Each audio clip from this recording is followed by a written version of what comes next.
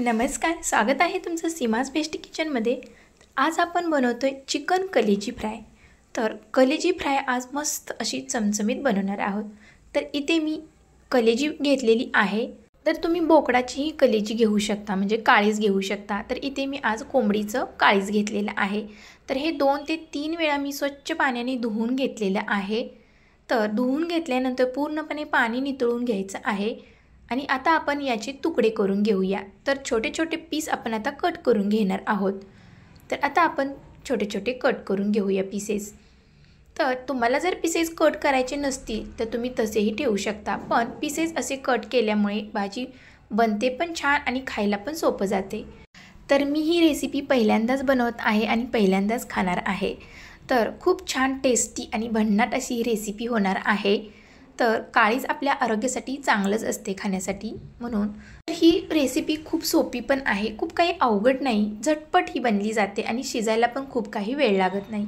तर अशा पद्धतीने आता आपण याचे पीसेस कट करून घेतलेले आहेत सर्व। तर तुम्ही बघू शकता इथे मी सर्व असे पीसेस कट करून घेतलेले आहेत। तर एका आता आपण डिशमध्ये काढून घेऊया आणि या पीसेसना आपण मॅरिनेट करून घेणार आहोत। तर मसाले काही लावून घेणार आहोत, म्हणजे मुरवत ठेवण्यासाठी। तर मसाले काही बाहेरून आणण्याची गरज नाही, तर घरात जे आहेत तेच आपल्याला इथे वापरायचे आहेत। तर गरम मसाला थोडासा, हळद थोडीशी, चवीपुरतं मीठ थोडंसं आणि लाल मिरची पावडर थोडीशी घालायची आहे इथे। आणि इथे मी थोडंसं लिंबूही पिळून घालणार आहे। तर लाल मिरची पावडर नसेल तुमच्याकडे तर काळं तिखटही घातलं तरी चालेल, पण मी इथे लाल मिरचीचा वापर थोडासा केलेला आहे। तर आता हे सर्व साहित्य आपण घातल्यानंतर हे मिक्स करून घेऊया। तर सर्व मसाला आपल्या काळीच्या तुकड्यांना लागलेला आहे। तर आता हे मुरवत आपण एक 10 ते 15 मिनिटे ठेवून देऊया।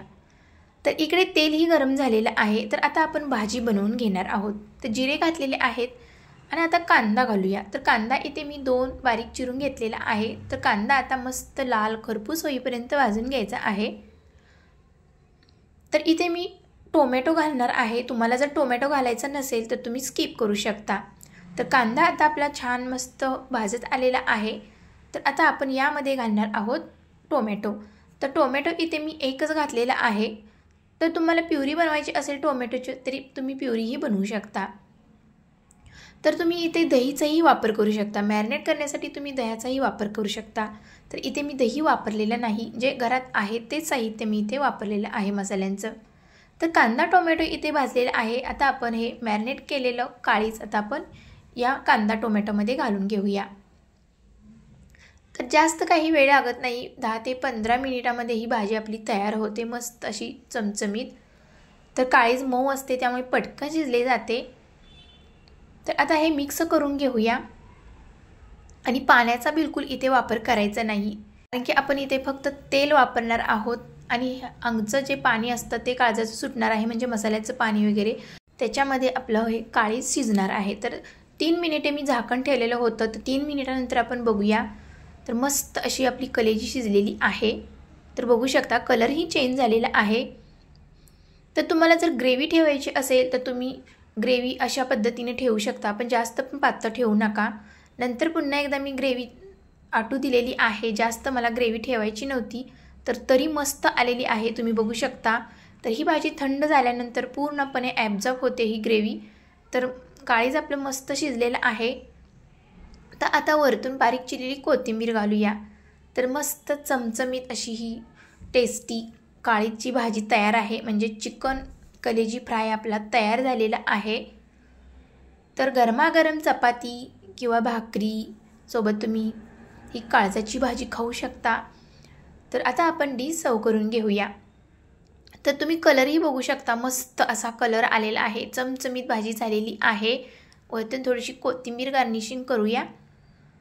तर आणि थोडेसे मी इथे अद्रकचे असे चॉप केलेले मस्त असे बारीक तुकडे ठेवलेले आहेत आणि मिरचीही बारीक कट करून गार्निशिंग केलेली आहे। तर अशा पद्धतीने झटपट बनणारी ही मस्त चिकन कलेजी फ्राय रेसिपी तुमच्यासोबत मी शेअर केलेली आहे। तर तुम्हाला ती कशी वाटली कमेंट बॉक्समध्ये नक्की सांगा, आणि तुम्हालाही आवडली असेल तर तुम्ही नक्की ट्राय करा। आणि खूप सोपी रेसिपी आहे, खूप काही अवघड नाही, झटपट बनली जाते। तर ही रेसिपी कशी वाटली, आवडली असेल तर चॅनेलला माझ्या लाईक, शेअर, सबस्क्राईब करायला विसरू नका आणि बाजूला जे बेल आयकॉन आहे त्यावरती क्लिक करायला विसरू नका, म्हणजे माझ्या नवीन रेसिपीचं नोटिफिकेशन तुमच्यापर्यंत लवकर पोहोचेल. भेटूया पुढच्या रेसिपीमध्ये. तोपर्यंत बाय.